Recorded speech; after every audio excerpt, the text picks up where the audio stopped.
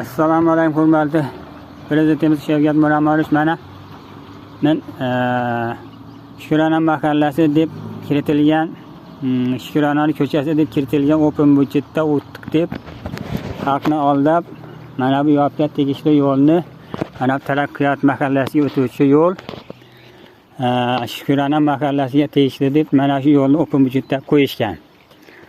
Bu bizlarning mahallamizga tegishli emas.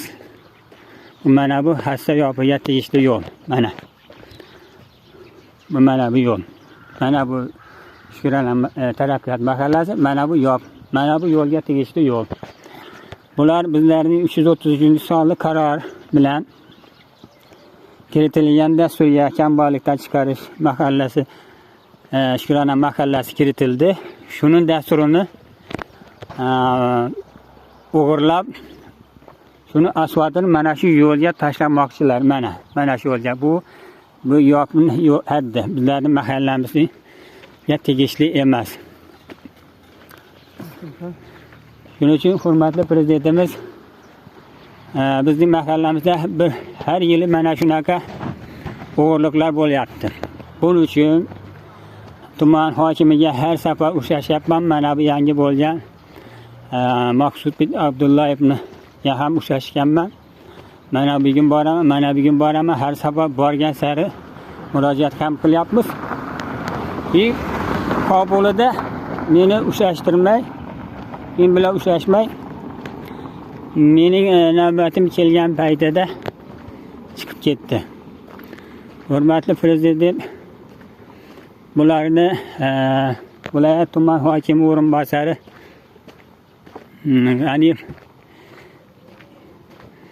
o'rinbosari kelib, borib, o'rganib, ishni hal qilib, joyiga qo'ydi, buyruq berdi ham, uning nimasiga ham quloq solishmadi. Uni prokuraturaga ham yozyapmiz buni. Prokuratura ham o'rganmayapti. Qani endi hurmatli prezident, bu sizdan boshqaga aytishga boshqa nima qolmadi?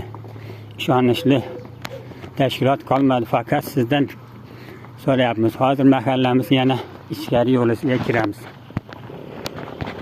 Mana hurmatli prezident, bizning mahallamizga kiruvchi yo'l mana. Ko'ryapsiz? Mana bu taraf mana yopni haddi, kanal suvni haddi. Bu yog'i bizning mahallamizga kiruvchi yo'l mana. Mana bu bugun 330-sonli qarorga asosan 2 oy burun qilingan ishlar. Mana bitta transformator, 94 dona beton stalba, 2800 metr kabel qo'yishdi. 3 milliard 300 millionga. Mana endi qarang. Qolgan pul qayerda? Bu hisob kitob qilsangiz 300 millionga bormaydi. Shuning uchun hurmatli prezident, bizning mahallamizga tekshiruv o'z quloqsiz xodimlarni yuborishingizni iltimos qilamiz. Nimaga desangiz, bizning mahallamizda bugun emas, har yil mana shunday dasturlarga kirib pullar uxlatilyapti. O'tgan yil 2 marotaba open budjetda o'ynalgan, utilgan yo'q. Pullarni uxlatishgan. Mana mahallamiz yo'llari hech qayerda asfalt ham bo'lgani yo'q. Mana ko'rinib turibdi hammasi. Mana hurmatli prezident.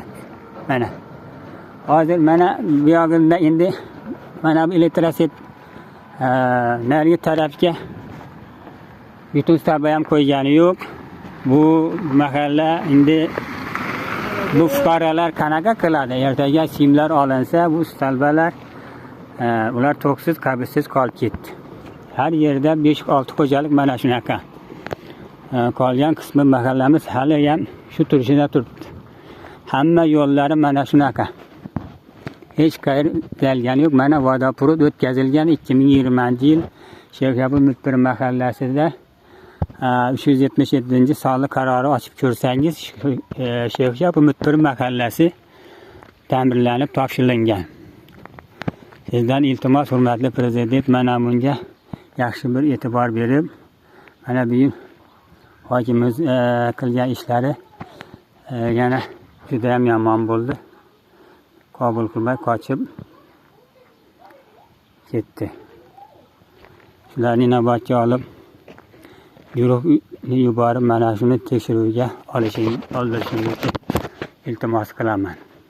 Men O'zbekiston Respublikasi O'zlidep partiya a'zosiman. Hurmatli prezident, agar menga noto'g'ri bo'lsa, bemalol har nima qilishingiz mumkin. Sog' bo'ling, omon bo'ling.